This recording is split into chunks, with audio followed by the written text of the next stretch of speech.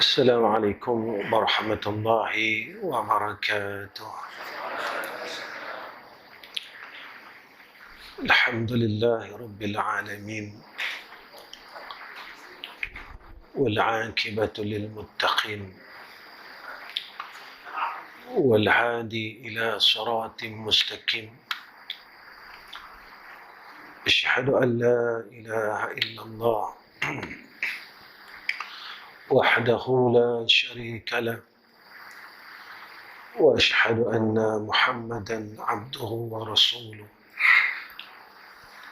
اللهم صل على سيدنا محمد وعلى آله وصحبه وسلم. أما بعد، اللهم لك الحمد وإليك المستكى وأنت المستعان،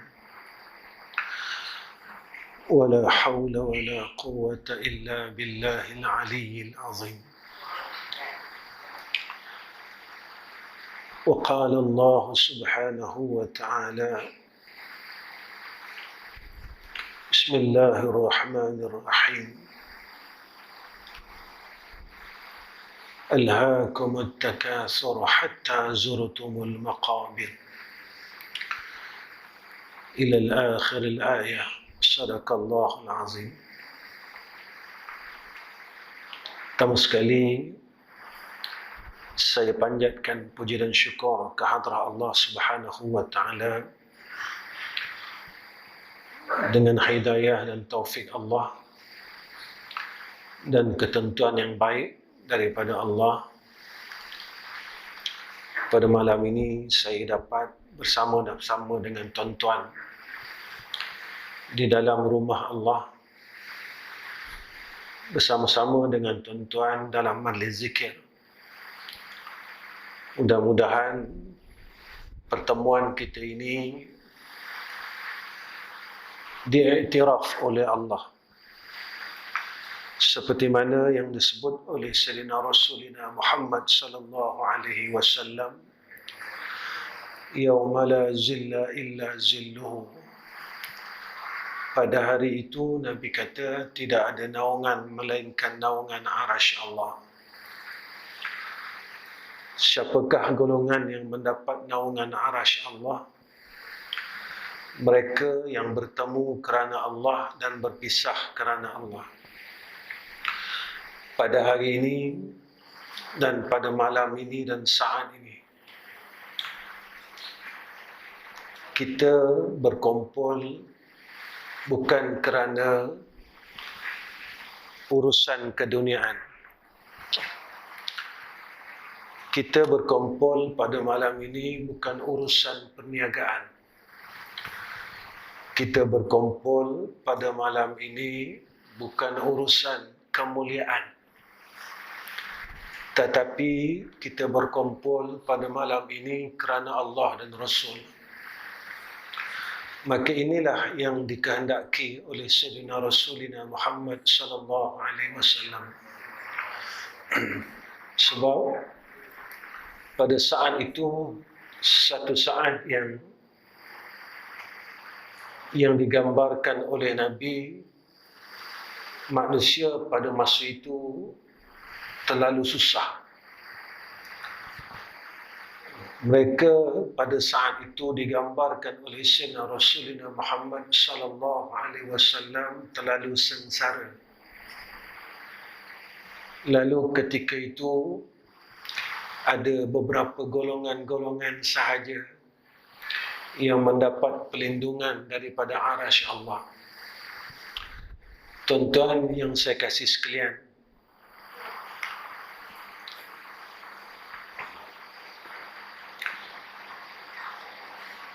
Sayyidina Rasulina Muhammad sallallahu alaihi wasallam menyatakan dalam sebuah hadis, innama bu'istu liutammima makarimal akhlaq. Bahawasanya aku diutuskan oleh Allah bagi menyempurnakan kemuliaan akhlak itu. Akhlak yang paling tinggi yang menjadi wasiat Allah kepada kita dan menjadi wasiat kepada ummah setiap minggu adalah at-taqwa. Setiap minggu kita diingatkan oleh khatib, ittaqullaha haqqa tuqatih wa la tamutunna illa wa antum muslimun. Bertakwalah kepada Allah. Takutlah dengan Allah. Takutlah dengan Allah. Takutlah dengan Allah. Mudah-mudahan dengan kita mengekalkan sifat takut ini, kita dapat mati dalam Islam. Kenapa kita perlu adanya sifat takwa ini?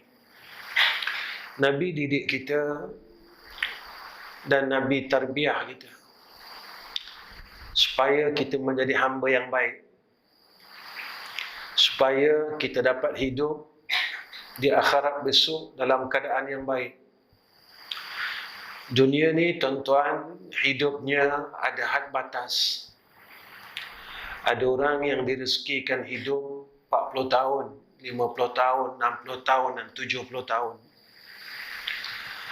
Ada orang yang Allah kurniakan padanya hanya melihat alam dunia ini, lalu Allah panggil semula. Itu seorang bayi yang baru dilahirkan, hanya melihat alam dunia ini sebentar saja, lalu Allah panggil semula. Tetapi kehidupan di akhirat ini tidak ada batas, tidak ada had masa. Sebab itu kita baca di dalam Al-Quran, kehidupan di akhirat khalidina fiha abada. Sakit di dunia ada batas. Ada orang sakit 10 tahun, kemudian hilang sakitnya. Ada orang susah, ada had batas. Tetapi di akhirat sakitnya tidak ada batas. Sakitnya berterusan, berterusan dan berterusan. Dan senangnya tidak ada batas. Apabila seorang itu dapat masuk dalam jannah Allah, maka dia akan terus dalam keadaan yang senang. Kerana orang yang masuk di dalam syurga Allah khalidina fiha abada. Cumanya tuan-tuan, kita tak tahu kita ni berada di tempat yang mana satu. Di dalam neraka Allah ataupun di dalam syurga Allah. Sebab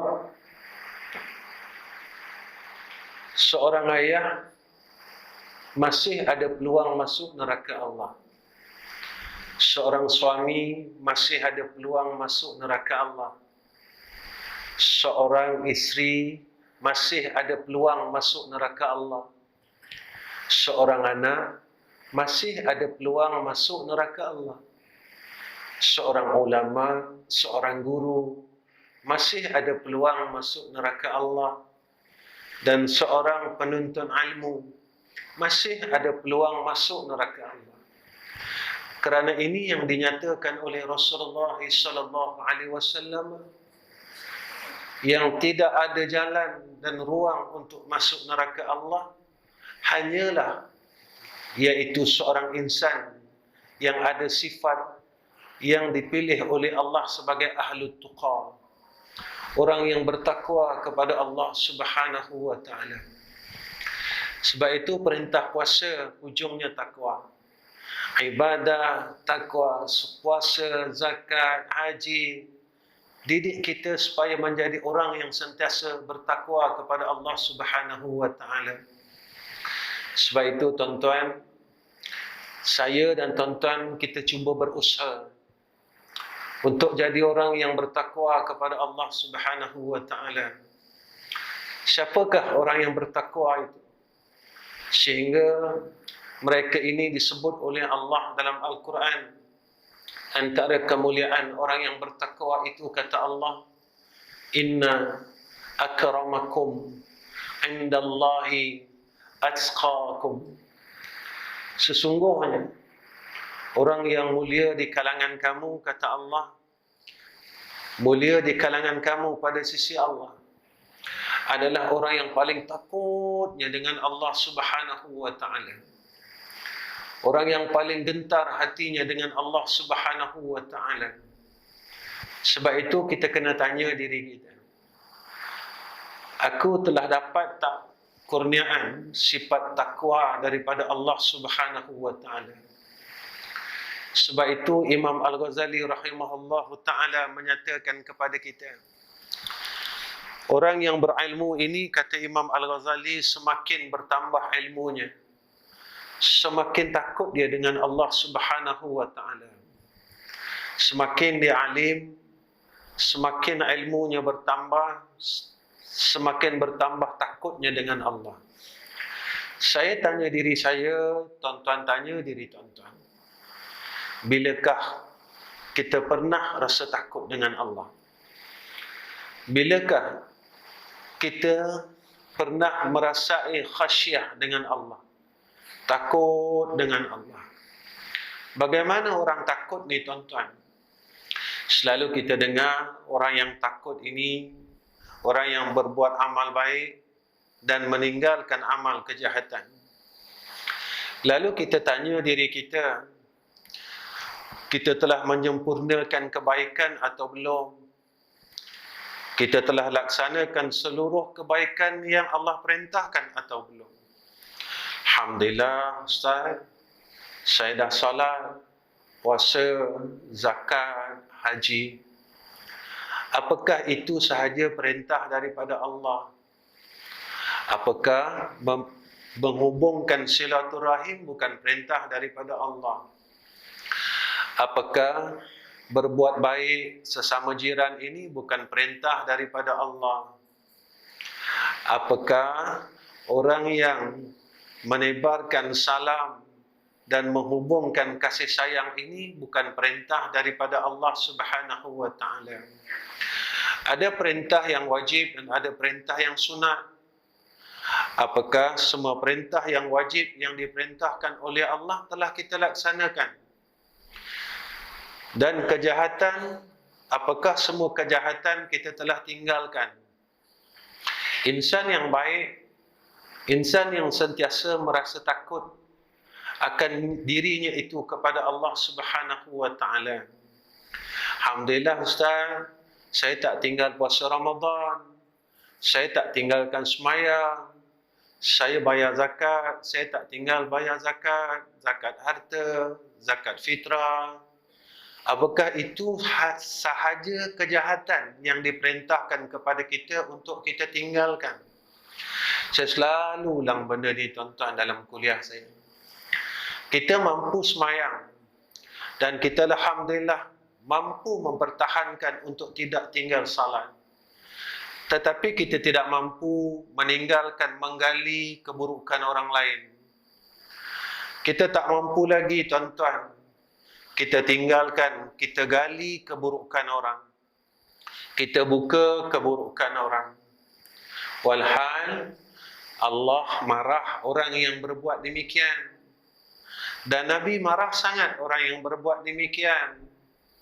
Kerana Nabi pesan dekat kita, orang yang gali kesalahan orang, orang yang gali keburukan orang, sembahyangnya, amal salehnya, daripada hari itu sehinggalah dia balik, semua amal salehnya diberikan kepada orang yang kita telah zalim tersebut.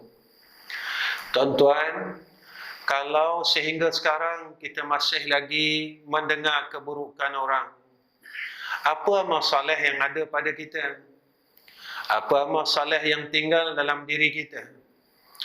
Apakah itu saja kejahatan? Tuan-tuan, tuan-tuan ingat tak seorang makhluk nama dia Azazil? Semasa di syurga Allah namanya Azazil. Selepas ia dikeluarkan daripada syurga namanya Iblis. Kenapa tuan-tuan Allah keluarkan dia daripada syurga? Tak ada satu orang pun yang nak keluar dari syurga tuan-tuan kalau dah masuk syurga. Tapi sebabkan ada satu sifat dalam diri makhluk Allah ini, dia berkeras untuk keluar. Apakah sifatnya tuan-tuan? Allah sebut dalam Al-Quran, aba wastakbara wa kana minal kafirin. Dia enggan untuk menerima rahmat daripada Allah, dan dia juga sombong dengan Allah Subhanahu wa taala, dan sombong ia dengan Nabi Adam alaihissalam, sehingga dia berkata kepada Allah, wa ana khairum minhu, aku lebih baik daripada makhluk yang bernama Sayyidina Adam. Lalu apa yang terjadi kepada makhluk ini tuan-tuan? Allah haramkan ia kembali kepada syurga, dan Allah halau ia daripada syurga. Lalu kita bertanya dengan diri kita, kita yang belum masuk syurga ini, yang tak pernah pun tengok syurga, cuma kita dapat tahu syurga ini daripada Quran, kita dapat tahu syurga ini daripada hadis. Agak-agak tuan-tuan, kita yang belum masuk syurga ni telah sombong dari muka bumi Allah ini. Bolehkah kita ini dijemput oleh Allah masuk ke dalam syurga? Makhluk yang duduk di dalam syurga lalu ia sombong, ia dihalau oleh Allah daripada syurga. Kita yang belum pun masuk syurga, lalu kita ada sifat sombong itu, maka bolehkah kita dijemput dengan sifat sombong itu? Sehingga kan Rasulullah sallallahu alaihi wasallam bersabda, la yadkhulul jannata, tidak akan sekali-kali masuk syurga, kata Rasulullah, orang yang ada di dalam hatinya walaupun sebesar zarrah, Nabi kata, di dalam hatinya akan sombong dan riak, itu kata Rasulullah sallallahu alaihi wasallam. Tuan-tuan, nikmat ini tak salah. Nikmat adalah kurniaan Allah. Yang salahnya ketika kita berubah menerima nikmat Allah. Sebab itu tiap-tiap nikmat ini diiringkan padanya sama ada rahmat atau istidraj. Rahmat atau istidraj. Yang mana milik kita? Jika dengan nikmat yang kita dapat, kita makin jadi orang baik, kita makin tunduk dengan Allah, kita makin takut dengan Allah, maka nikmat ini menjadi rahmat atas kita. Tetapi dengan nikmat ini yang kita dapat, lalu ia menjadikan kita semakin jauh dengan Allah. Kita lupa Allah Ta'ala. Dan kita lupa yang mana apa yang ada pada kita sekarang adalah pemberian Allah. Kenapa Ustaz cakap macam tu? Masa kita lahir dulu, apa yang ada pada kita? Kita telanjang tuan-tuan, nama pun tak ada. Orang bagi kita nama, orang sedekahkan kita baju, orang sedekahkan kita duit, orang sedekahkan kita barang kemas kalau anak perempuan. Lalu ingat, apa yang ada pada kita semuanya kita akan tinggalkan dan pulang balik. Mana contohnya? Alhaakumut takasur hatta zurtumul maqabir. Ketika orang usung jasad kita ke liang lahat, kenyataan yang Allah tunjukkan, semua benda-benda ni adalah pinjaman. Kau takkan bawa balik, sebab wa asal balik asil. Macam mana asal kau, di situlah yang akan terjadi. Barang kemas, orang perempuan tinggal. Nama, pangkat kita tinggal. Harta kita tinggal. Dan apa yang kita akan bawa? Inilah tuan-tuan yang kita duduk pada malam ni yang kita akan bawa balik. Itu pun kalau kita tak bagi orang masa hidup. Amal saleh yang kita telah buat, kita tak berikan kepada orang. Dengan jalan kita hasad, kata Nabi. Kerana sifat hasad itu, Nabi kata seumpama api yang memakan kayu yang kering. Habis semua amal saleh kita. Kalau kita tak kata orang, kalau kita tak dengar keburukan orang, barulah ada amal saleh yang nak boleh ikut kita sama-sama ke dalam liang lahat. Jika tidak, tuan-tuan, kita akan kosong. Dan kita balik dalam keadaan berbawa dosa kepada Allah. Tuan-tuan, sebab itulah orang yang bertakwa ini, mereka ini disebut oleh Sayyidina Rasulina Muhammad sallallahu alaihi wasallam. Mereka ini bighairi hisab, tuan-tuan. Tak kena hisab. Sampaikan malaikat heran. Ada satu kumpulan manusia yang akan duduk di pagar syurga Allah. Lalu malaikat bertanya, siapakah kalian?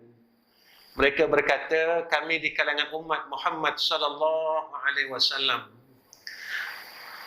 Lalu malaikat bertanya, kenapa kalian boleh berada di sini? Orang lain semua dihisab oleh Allah. Maka golongan ini berkata kepada para malaikat, maka kamilah golongan orang yang semasa hidupnya kami ini takut dengan Allah Subhanahu wa taala. Kami takut dengan Allah. Tetapi kami tak boleh masuk syurga Allah sebelum insan yang mulia, yakni kekasih Allah, masuk ke dalam syurga Allah Subhanahu wa taala. Kita tak boleh mendahului Rasulullah sallallahu alaihi wasallam. Tuan-tuan yang dikasihi oleh Allah Subhanahu wa taala. Siapa orang yang bertakwa ini? Maka ulama berikan kita garis panduan. Pertama, kata ulama, orang yang sentiasa mengekalkan taubat dalam hidup dia. Sentiasa dia beristighfar dengan Allah. Sentiasa dia ulang-ulang minta ampun dengan Allah. Kenapa kita perlu minta ampun dengan Allah, tuan-tuan? Sebab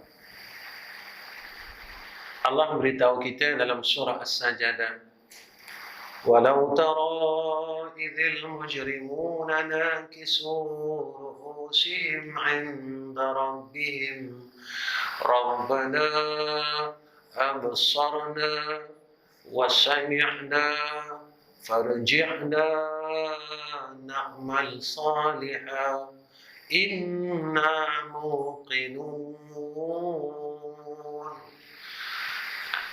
Tiap-tiap minggu Allah ingatkan kita. Surah Sajadah kan. Apa Allah kata? Saya nak beritahu kat sini apa, tuan-tuan. Allah ni sayang dekat kita. Kita tak balik lagi, semua orang tak balik. Kiamat belum jadi lagi. Kita tak duduk kat padang mahsyar lagi. Tapi Allah bagi tahu kat kita, kalau engkau tak mau jadi orang baik, nanti engkau akan jadi macam ni. Kita tak mati lagi, tak masuk pun liang lahat lagi. Tapi Allah bagi tahu kita, besok kalau engkau mati, engkau akan jumpa malaikat tau. Dan malaikat ni akan tanya engkau 4 soalan. Nanti bila malaikat ni tanya 4 soalan ni, engkau jawablah dengan 4 jawapan ni. Saya nak bagi tahu, tuan-tuan, Allah ni sayang dekat kita. Sayangnya, setiap perjalanan hidup kita diberitahu oleh Allah. Nanti kalau kau jumpa macam ni, kau nak buat apa? Buat ni. Besok, kalau kau jadi orang macam ni, kau akan jadi macam ni. Kalau kau jadi orang macam ni, kau akan jadi macam ni. Kalau kita tak nak minta ampun dengan Allah, tak nak bertaubat dengan Allah dan mengaku segala silap-silap kita. Tuan-tuan, saya orang banyak salah. Saya orang banyak silap. Kalaulah saya lupa tentang kesalahan dan kesilapan saya akan jadi seperti mana yang Allah sebut dalam surah As-Sajdah tadi. Apa kata Allah? Orang yang dosa dia banyak, balik, dimatikan oleh Allah. Besok dekat sana apa yang berlaku? Nakisu ru'usihim. Kata Allah dalam tafsir jalan lain, mereka akan benamkan muka mereka ke bumi. Mereka tak mampu nak angkat wajah mereka. Kenapa tak mampu, tuan-tuan? Sebab kita malu sangat dengan Allah. Kenapa kita malu? Sebab Allah bagi kita peluang hidup. Hari ini, tuan-tuan, kita hidup bukan sebab kita nak hidup. Hari ini kita hidup sebab Allah nak kita hidup. Kita hidup hari ini sebab Allah nakkan kita hidup. Bukan sebab kita hendak hidup. Sebab itu kematian itu dirahsiakan oleh Allah. Kenapa Allah hendak kita hidup hari ini? Supaya kita boleh balik dengan Allah Subhanahu wa taala. Kita kembali dengan Allah Subhanahu wa taala. Aku nak kau jadi hamba yang baik. Aku tak nak kau jadi hamba yang jahat. Ingat tuan-tuan, masa kita bodoh dulu, kita tak berani nak bodohkan orang. Tetapi setelah Allah berikan kita sikit ilmu, tak banyak pun ilmu kita ni. Kalau ilmu kita nak dibandingkan dengan ilmu Imam Syafi'i, jangan Imam Syafi'i tuan-tuan, dengan guru kita dah cukup. Kita tak boleh lawan dia dah. Allah bagi kita terlalu sikit. Pada ketika kita ada ilmu sikit aja tuan-tuan, kita dah mula bodohkan orang. Ilmu ni tak salah. Yang salahnya ketika berubah, kita mendapat nikmat itu. Kalau semasa kita bodoh, kita boleh rendah diri. Semasa kita pandai, kita boleh rendah diri. Maka inilah orang alim yang disayang oleh Allah Subhanahu wa taala. Ini yang disebut oleh Nabi, man tawadda'a rafa'ahu Allah. Siapa yang rendah diri, Allah akan angkat tempat dia pada sisi Allah. Allah sayang orang ni. Begitu juga masa kita miskin dulu, kita tak pernah nak memiskinkan orang lain. Tetapi Allah mula bagi kita sikit je harta. Sikit sangat tuan-tuan. Allah kurnia kita sikit sangat pun. Kita dah mula sombong. Kita dah mula, orang ni orang miskin. Tuan-tuan, ketika kita berkata, aku lebih baik daripada dia. Inilah perkataan yang Iblis pernah kata kepada Nabi Adam AS. Apa kata Iblis kepada Nabi Allah Adam AS? Wa ana khairum minhu. Aku lebih baik daripada Nabi Adam AS. Sebab itu orang yang bertakwa dia sentiasa mengekalkan istighfar kepada Allah. Tuan-tuan, kita malu dengan Nabi. Kenapa? Sayyidina Rasul setiap hari beristighfar kepada Allah 100 kali. Dalam riwayat yang lain 70 kali. Kita tanya diri kita, hari ini, semalam, sebulan ni, satu hari berapa istighfar kita? Berani tak tuan-tuan kita cakap dengan diri kita, aku lebih baik dari Nabi Muhammad? Berani tak?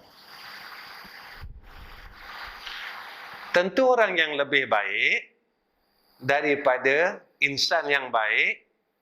Kalau insan yang baik, bukan kalau, insan yang baik, Sayyidina Muhammad sallallahu alaihi wasallam yang tak ada dosa langsung. Dia beristighfar kepada Allah sehari 100 kali. Kita dosa banyak, masih putus silaturahim, putuskan hubungan dengan adik-beradik kita tuan-tuan. Bukan sebab akhirat pun, sebab dunia aja. Sebab harta pusaka yang sikit aja. Itu pun kita tak bawa balik pun. Macam mana besarnya tanah kita, nanti bila kita mati kita akan tumpang tanah orang. Itu pun kalau orang tu bagi. Pernah terjadi tuan-tuan, dah bawa jenazah pergi kat Korea ni, orang Korea tu kata minta maaf, tak boleh tanam kat sini sebab ini bukan ahli Korea kami. Pernah terjadi tuan-tuan. Saya pernah lihat satu jenazah yang masih lagi tidak dikebumikan tuan-tuan 5 jam. Bila kita tanya kenapa jenazah ini masih tidak boleh diuruskan, kerana tak dapat kebenaran ahli Korea lagi Ustaz. Nangis saya tuan-tuan. Nangis kita tuan-tuan bila kita lihat perkara tersebut. Padahal Allah bagi tahu kepada kita tentang orang yang memutuskan silaturahim. Allah sebut dalam hadis qudsi, Allah kata rahim itu dari sifat aku. Siapa yang memutuskan silaturahim, dia telah memutuskan hubungannya dengan aku, kata Allah. Jadi kita tak sedar kita telah memutuskan hubungan kita dengan Allah. Tuan-tuan, kalau tak ada rahmat, kita tak boleh hidup, tuan-tuan. Jika tidak ada pertolongan Allah, kita tak boleh hidup, tuan-tuan. Sebab itu, kita kena sedar siapa aku. Dan kena sedar siapa Allah. Ketika kita sedar siapa aku dan siapa Allah, ketika itu kita mula malu dengan Allah. Sebab itu dalam surah As-Sajdah Allah sebutkan perkara ini. Kita akan benamkan muka kita di hadapan Allah, lalu kita cakap dengan Allah, Rabbana absarna. Ya Allah, aku dah tengok azab neraka Kau. Susah punya dekat akhirat ni. Wa sami'na. Ya Allah, aku dah dengar orang neraka minta tolong. Tolonglah.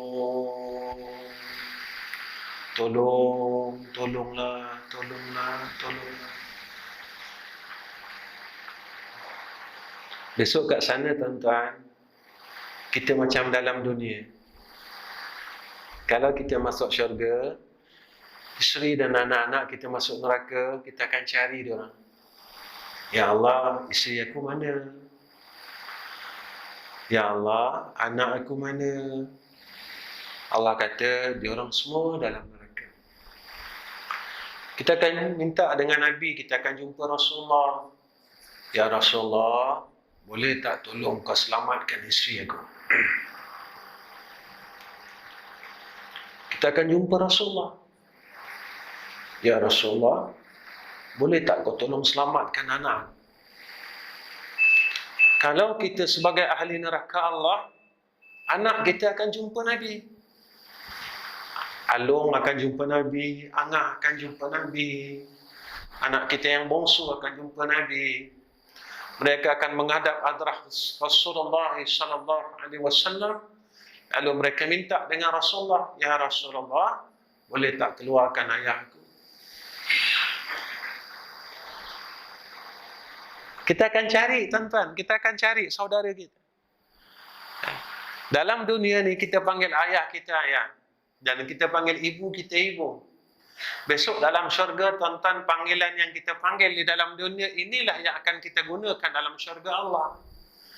Besok kita akan panggil ayah kita ayah, kita akan panggil ibu kita ibu. Persoalannya, apakah kita ini berada di dalam jannah Allah, ataupun kita ini berada di dalam neraka Allah Subhanahu wa ta'ala. Lalu Allah tanya kita, bila kita dah dengar semua, kita cakap dengan Allah, farji'na na'mal salihah. Ya Allah, boleh tak kau hidupkan kami balik? Kami nak buat amal baik. Kami tak nak jahat-jahat dah, ya Allah. Kami tak nak kata orang dah. Kami tak nak sombong dah. Kalau ada peluang, kami nak sedekah, ya Allah. Kenapa Allah tanya kau nak buat macam tu? Kita cakap dengan Allah, inna muqinun. Ya Allah, kami dah yakin semua dengan apa yang telah Engkau katakan. Apa yang telah Engkau katakan, kami dah yakin, ya Allah. Dan sebab itu, Allah ni, tuan-tuan, Dia minta kita jadi orang baik. Allah minta kita jadi orang baik. Kalau kau jadi ayah, jadilah ayah yang baik. Kalau jadi isteri yang baik. Kalau jadi anak yang baik. Kalau jadi ustaz, jadi ulama yang baik. Kalau jadi jiran, jadilah jiran yang baik. Itu je, tuan-tuan. Itu je. Sebab itu Allah sebut dalam Quran, tuan-tuan, wal asri innal insana lafi khusrin illa alladhina amanu wa amilus salihat. Jadilah orang beriman dan jadi orang baik. tentu orang yang boleh buat amal yang baik ini orang baik. Jangan jadi orang yang berilmu tapi tak baik. Jangan jadi orang yang kaya tapi kaya yang tak baik. Jangan jadi orang miskin tapi miskin yang tak baik. Sebab itu, bila kita jadi orang yang baik pada sisi Allah, Allah akan muliakan kita. Tuan-tuan yang dirahmati oleh Allah Subhanahu wa taala. Nak azan tak? Ke macam mana? Jangan suruh buat salah ni. Azan ke terus? Azan terus. Dah tak boleh buat keputusan dah. Baik. Kemudian apa yang disebutkan oleh Allah Subhanahu wa taala,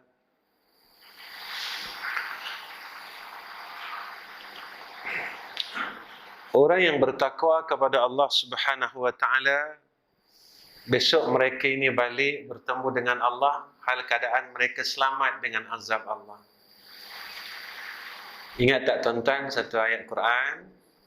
Yauma la yanfa'u malun wala banun illa man atallaha biqalbin salim. Besok dekat akhirat, la yanfa', tak ada manfaat harta, tak ada manfaat anak-anak, tak ada manfaat, melainkan orang yang balik kepada Allah dalam hati yang sejahtera. Hati dia tenang, tuan-tuan. Siapa orang hati tenang? Orang yang dalam dunia dijaga akidahnya. Dia tak syirikkan Allah. Dalam amalannya dia tak syirikkan Allah. Dia buat semata-mata kerana apa? Sebab tanda kasihnya kepada Allah Subhanahu wa ta'ala. Saya bila baca ayat ni, saya teringat tentang hadis apabila mati anak Adam, putus segala amalnya melainkan 3 perkara. Cantik hadis ni, tuan-tuan. Kenapa cantik? Saya nak sebut tentang luasnya rahmat Allah. Luasnya rahmat Allah. Apa kata Nabi SAW? Besok bila kita mati, amal kita habis. Tapi kalau orang ada salah satu daripada 3 ni, amalnya mengalir. Pertama, Nabi kata sedekah jariah. Tentu orang yang boleh buat sedekah jariah ni orang ada duit, tuan-tuan. Macam mana kita yang tak ada duit? Sebahagian orang Allah tak bagi dia harta. Tapi luasnya rahmat Allah, ada pilihan kedua. Apa dia? Ilmu yang manfaat, yang dimanfaatkan. Kita ada ilmu, tuan-tuan. Cuma kita tanya, ilmu kita manfaat tak? Dan kita dimanfaatkan tak ilmu ni tadi? Tentu kalau kita nak dimanfaatkan ilmu ni jadi manfaat atas kita. Apa ilmu yang manfaat? Ilmu yang manfaat, kata ulama, semakin bertambah ilmu, semakin takut dengan Allah. Semakin bertambah ilmu, semakin dia kenal aib diri dia. Kesalahan dirinya, aib dirinya. Tuan-tuan, saya tanya diri saya. Tuan-tuan tanya diri tuan-tuan. Apa aib aku? Jangan sampai tak jumpa aib, tuan-tuan. Saya tengok diri saya. Saya umur 50 lebih, tuan-tuan. 50 lebih. Taklah muda, tuan-tuan, kira dah tua lah ni. Lalu saya periksa diri. Umur aku dah 50 lebih, tapi aku tak boleh nak bangun malam istiqamah setiap malam. Rupanya aku gagal lagi.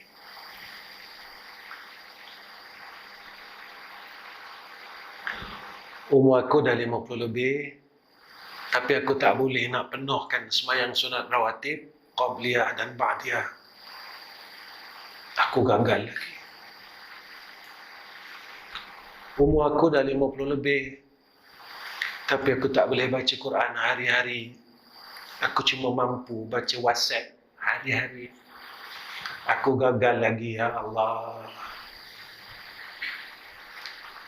Umur aku dah 50 lebih.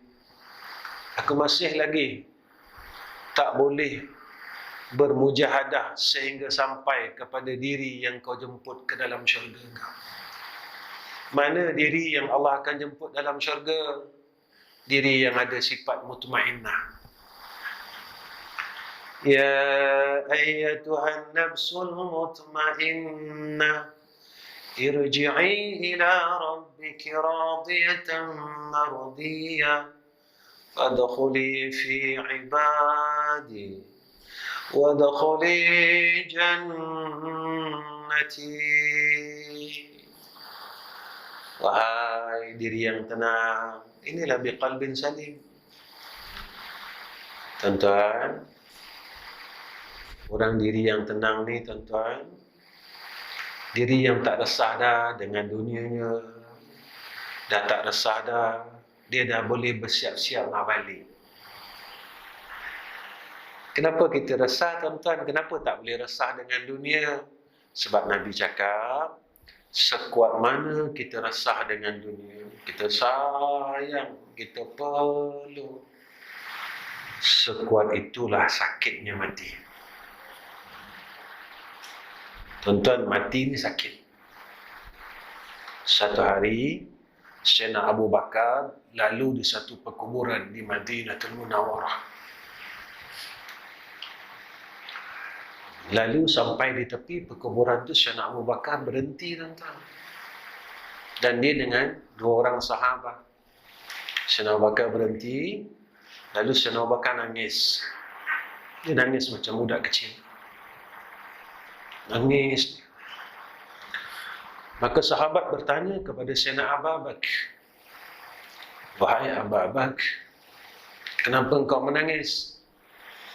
Sayyidina Abu Bakar berkata kepada Rasulullah sallallahu alaihi wasallam, berkata kepada sahabat, aku teringat akan sabda Rasul Sayyidina Rasulina Muhammad sallallahu alaihi wasallam.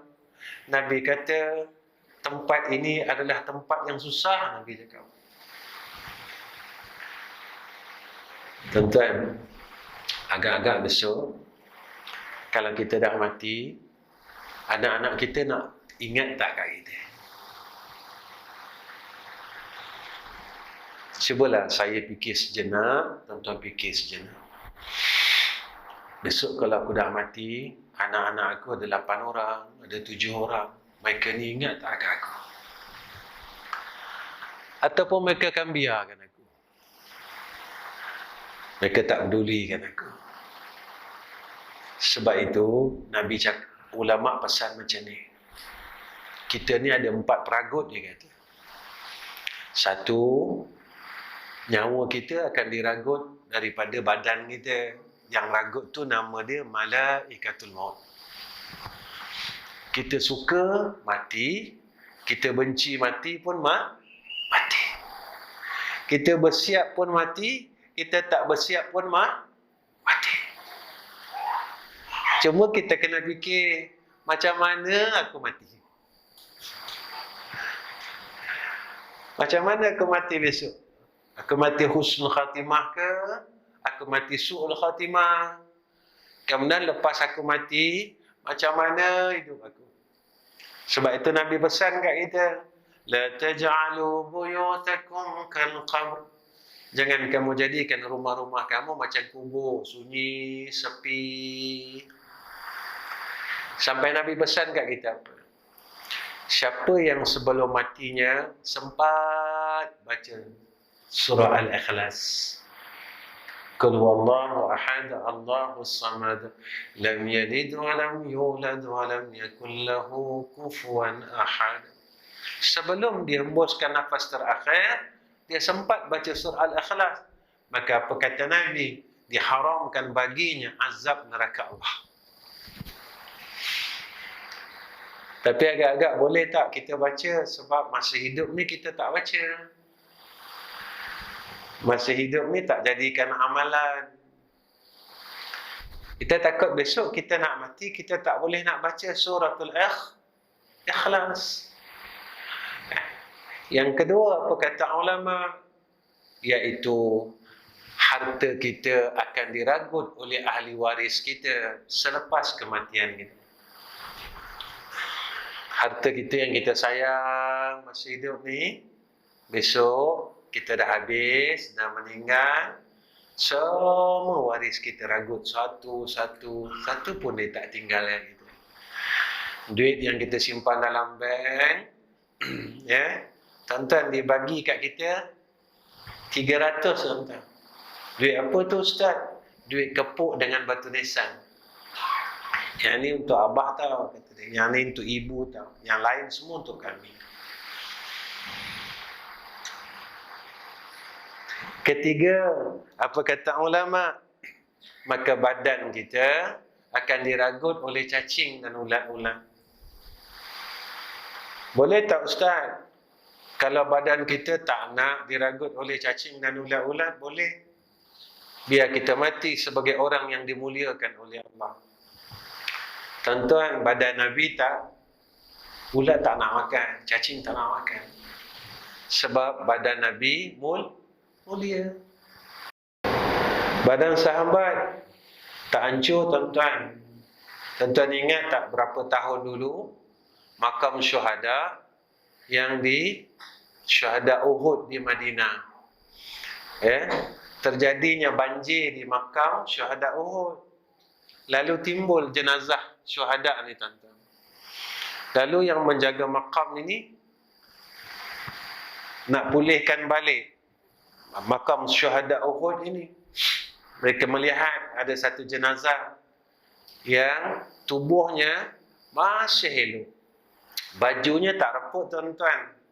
Dan bajunya masih ada kesan darah. Mereka kata apa, tuan-tuan?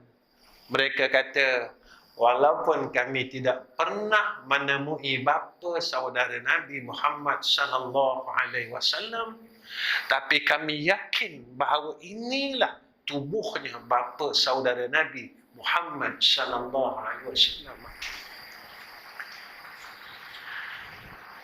Tuan-tuan, kalau dulu kita tak pernah dengar cerita ni, kenapa Allah bagi kita, Allah tunjuk kat kita?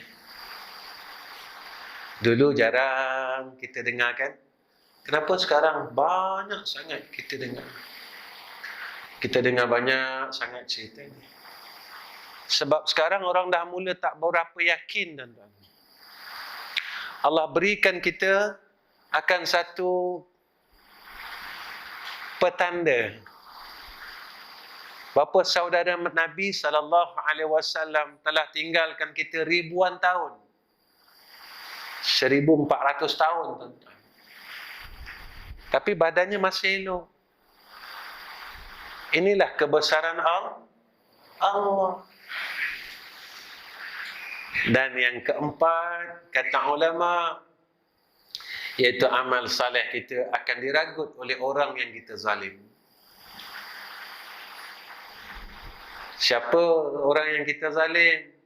Orang yang kita putuskan silaturahim, orang yang kita umpan, orang yang kita pernah zalim hartanya dulu. Tuan-tuan, antara amal saleh kita ni akan diberikan kepada orang lain. Jangan lupa ni, tuan-tuan, hutang yang kita tak bayar. Kita pernah hutang orang, dan hutang tu kita masih tak dapat bayar lagi. Di akhirat, hutang tak boleh bayar dengan duit.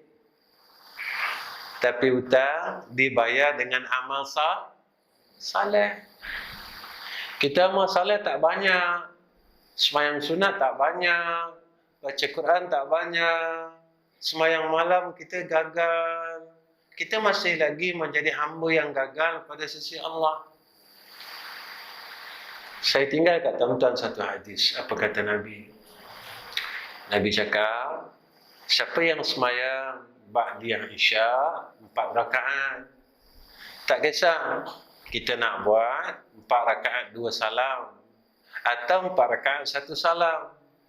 Nabi kata apa? Menyamai dengan orang yang beribadat pada malam Lailatul Qadar.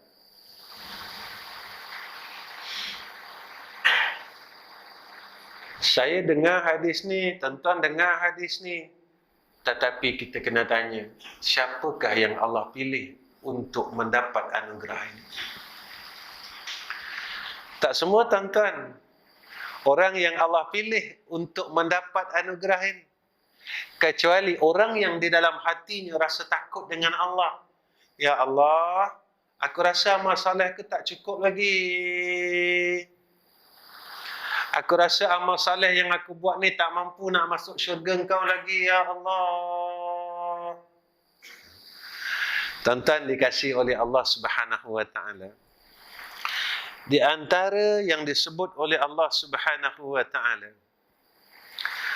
orang yang bertakwa kepada Allah Subhanahu wa taala, cirinya saya ringkaskan 845 ni, tuan-tuan.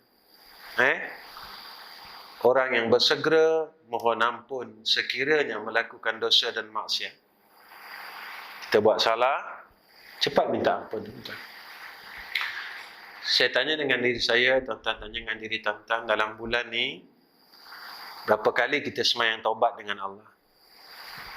Satu, dalam bulan ni berapa kali air mata kita jatuh kerana takutkan Allah? Saya tanya diri saya, tuan-tuan tanya diri tuan-tuan. Dalam bulan ni, berapa kalikah, berapa titiskah air mata kita jatuh kerana takutkan Allah? Lalu kita jawab, Ustaz, sebulan ni saya tak menangis pun. Kita tanya, kenapa kita tak boleh nangis?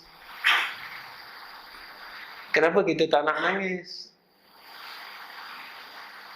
Saya rasa saya tak ada dosa.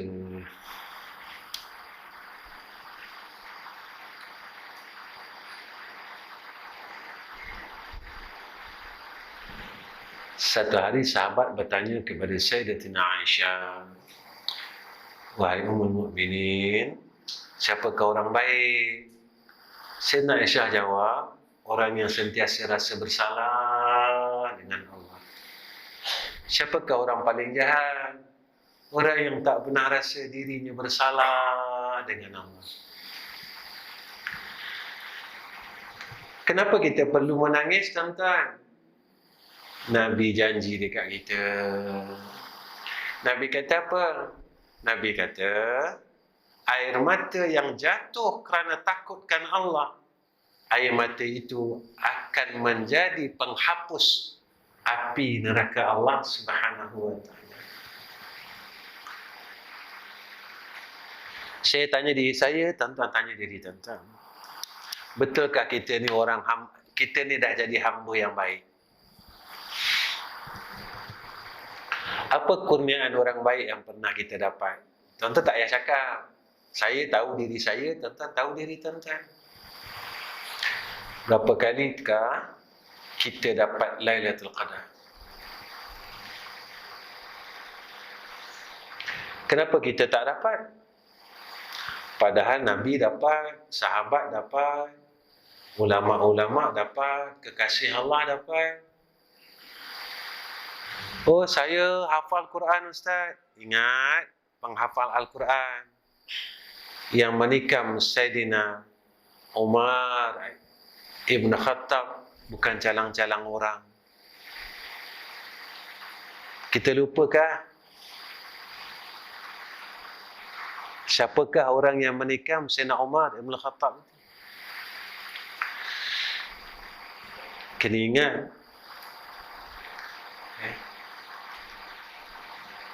Iblis lebih lama beribadat daripada kita. Lama dia beribadat. Sebab itu, tuan-tuan, kita kena tanya diri kita. Selama kita hidup, berapa kali Nabi jumpa kita? Kita usaha pergi Madinah, tuan-tuan. Kita bagi salam depan Nabi. Assalamualaikum ya Rasulullah. Assalamualaikum ya Nabi Allah. Assalamualaikum ya Safi Allah. Nabi datang tak dalam mimpi kita? Akulah yang kau bagi salam siang tadi. Umur kita dah 50, tuan-tuan. Umur kita dah 60, tuan-tuan. Tapi Nabi tak mahu tengok muka kita. Kenapa Nabi tak nak tengok muka kita? Kenapa Nabi tak nak hadir dalam mimpi kita? Kita kena tanya, tuan-tuan. Ya Rasulullah, apa salah aku?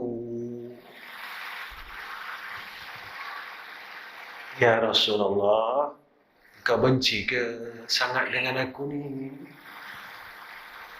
Sampai aku tak dapat tengok wajah kau, ya Rasulullah. Tuan-tuan, kita tak dapat apa yang dikurniakan oleh Allah kepada hamba-hambanya yang saleh. Saya tanya diri saya, tuan-tuan tanya diri tuan-tuan, berapa kali kita rasa khusyuk dalam sembahyang? Kita angkat takbir, jiwa kita tenang aja. Allah sebut dalam Quran kan, qad aflahal mu'minuna alladhina hum. Kita berjaya tak berjaya sebab kita tak dapat khusyuk. Orang sembahyang ada dalam neraka. Fawailul lil musallin an salatihim. Kita pernah tak lewatkan sembahyang? Sebab apa kita lewat sembahyang? Sebab baca Quran? Tak. Bukan sebab baca Quran, tak. Tuan-tuan yang dirahmati oleh Allah, hampir dah pukul 9. Jadi kita baliklah kepada Allah Subhanahu wa taala. Malam ni saya nak tinggalkan beberapa perkara dengan tuan-tuan. Pertama, Nabi pesan dengan kita, siapa yang sebelum daripada takbiratul ihram dia baca doa. Nabi doakan untuk orang yang membaca doa ini dapat mati dalam keadaan mati yang syahid. Tuan-tuan, kadang-kadang kita sendiri tak percaya apa yang disebutkan oleh Sayyidina Rasul. Kerana kita rasa kita orang yang boleh masuk syurga seolah-olah tanpa syafaat daripada Rasulullah sallallahu alaihi wasallam. Okay. Saya bacakan doa ni 3 kali, tuan-tuan. Saya alhamdulillah, orang tua saya didik saya daripada saya umur belasan tahun lagi. Saya alhamdulillah saya tak tinggalkan doa. Alhamdulillah, tuan-tuan, sebab saya bukan orang baik. Jadi saya takut saya tak dapat mati dalam keadaan yang baik. Hidup ni senang je, tuan-tuan. Kalau kita susah, tak ada duit, kita boleh pinjam kawan-kawan. Kalau kat sana, kita tak boleh pinjam dengan siapa-siapa. Tak ada beras, tak ada makan. Kita boleh cakap dengan kawan-kawan, kawan-kawan boleh tolong. Dekat sana, siapa nak tolong kita? Saya baca 3 kali, tuan-tuan. Allahumma atini afdala ma tu'ti ibadaka salihin. Allahumma atini afdala ma tu'ti ibadaka salihin. Allahumma atini afdala ma tu'ti ibadaka salihin. Kena ulang lagi. Ulang lagi. Nanti yang ni, yang pelajar kita ni, pelajar, kamu tu pelajar tahfiz je? Tolong ingat sikit. Mana tahu nanti kalau pakat-pakat atuk tanya, kamu boleh baca balik. Allahumma آتيني أفضل ما تؤتي عبادك الصالحين اللهم آتيني أفضل ما تؤتي عبادك الصالحين اللهم آتيني أفضل ما تؤتي عبادك الصالحين. Alhamdulillah. Jadi sebelum kita nak takbiratul ihram, sebelum kita nak salli fardal isya'i, kita baca dulu. Allahumma atini afdala ma tu'ti ibadakas salihin. Mudah-mudahan jika Allah matikan kita, kita dikurniakan mati sebagai orang yang mati syahid. Tuan-tuan, saya rasa cukup setakat ni pertemuan saya dengan tuan-tuan pada kali ini. Saya minta maaf banyak-banyak sebab saya bukan orang pandai. Saya bukan orang alim, saya bukan orang pandai. Dan sebelum saya tutup, pertama saya minta tuan-tuan tolong doakan saya, isteri, anak-anak saya, menantu, cucu saya. Mudah-mudahan kami dapat jadi orang baik dan mati dalam keadaan yang baik. Selepas mati juga dikira sebagai orang baik. Yang kedua, saya minta tolong tuan-tuan doakan madrasah saya. Saya ada 3 madrasah sebenarnya tuan-tuan. Dan saya buat tak macam orang lain. Orang kata saya ni Ustaz Rizam ni dia gila, dia kata. Kenapa tuan-tuan? Saya buat madrasah dah hampir 40 tahun. Dan madrasah yang saya buka sendiri dah 24 tahun. Dan ini saya baru buka lagi satu lagi tuan-tuan di Kuala Terengganu, baru 8 bulan. Tak siap lagi pun dalam pembinaan. Saya buat, saya tak ada ambil apa-apa tuan-tuan. Tak ada ambil apa-apa, makan, minum, api air. Saya tak ada ambil satu sen pun daripada pelajar kami. Dah 24 tahun dah tuan-tuan. Itu juga bila saya buat program apa-apa, memang saya tak ambil apa-apa. Saya setiap tahun, saya ada buat program camp itu sekolah. Bulan 12 biasanya. Macam itu juga, saya tak ambil satu sen pun. Sebab apa tuan-tuan? Sebab saya dulu orang susah. Saya dulu susah tuan-tuan. Saya bukan orang kaya. Saya nak mengaji dulu susah. Saya tahu macam mana perasaan orang yang susah. Jadi sampai sekarang saya tak kira orang susah ke, orang senang ke. Memang saya tak ambil pun satu sen, saya tak ambil. Alhamdulillah, saya dah dapat buat tuan-tuan. Tolak 2 tahun kita COVID ni. Alhamdulillah kami dah buat lebih kurang dalam 13 kali, yakni 13 tahun dah. Dan saya tak ambil apa-apa bayaran daripada keluarga peserta. Alhamdulillah tuan-tuan, tak ramai pun. Saya buat seminggu, 2 minggu. Alhamdulillah peserta sampai daripada Sarawak, daripada Sabah, daripada seluruh Malaysia. Adalah tuan-tuan dalam 700 orang macam tu. Sama-sama dengan kami makan, minum, tidur di masjid. Tuan-tuan tolong doa apa yang saya buat, mudah-mudahan Allah terima. Kenapa tuan-tuan? Kita bukan orang yang sembahyang kuat. Kita bukan orang yang zikir kuat. Jadi carilah amal soleh yang boleh kita buat. Apa kebaikan yang kita boleh buat, kita buat. Sebab apa? Sebab kita nak kita dapat meraih rahmat Allah. Kalau kita ada sihat, jadikan sihat ini menjadi asbab kita masuk syurga. Kalau kita ada harta, jadikan harta ini menjadi asbab kita masuk syurga. Biar nikmat yang Allah bagi pada kita ni jadi asbab. Aku ada ilmu, jadi jadikan asbab ilmu kita masuk syurga. Jadikan asbab sihat kita masuk syurga.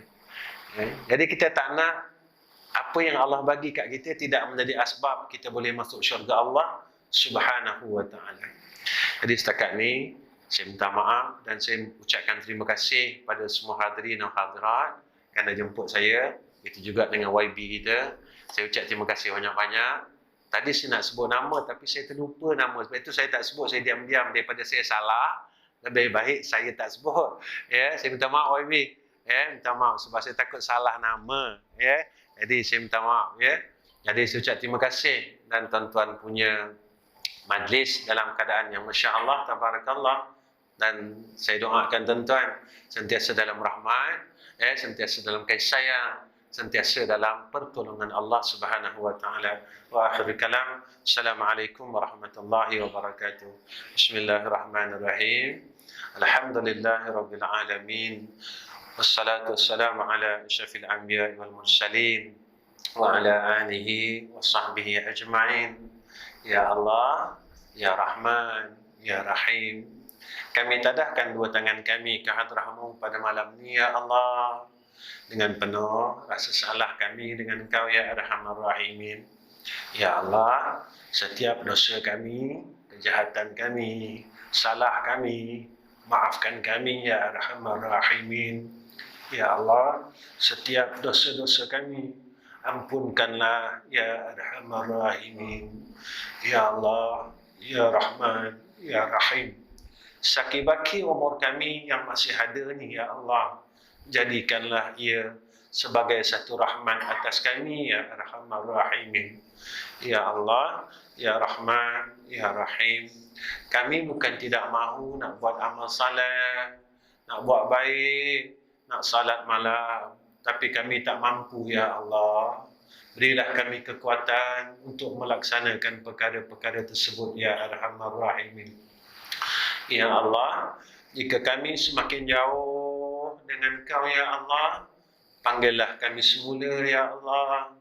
Jangan Kau biarkan kami terus menerus jauh dengan rahmat Kau, Ya Arhamar Rahimin. Ya Allah, jika kami mula lupa dengan Kau, Ya Allah, tolonglah ingatkan kami kembali, Ya Arhamar Rahimin. Ya Allah, kami mohon kurniakan atas kami mati husnul khatimah, Ya Allah.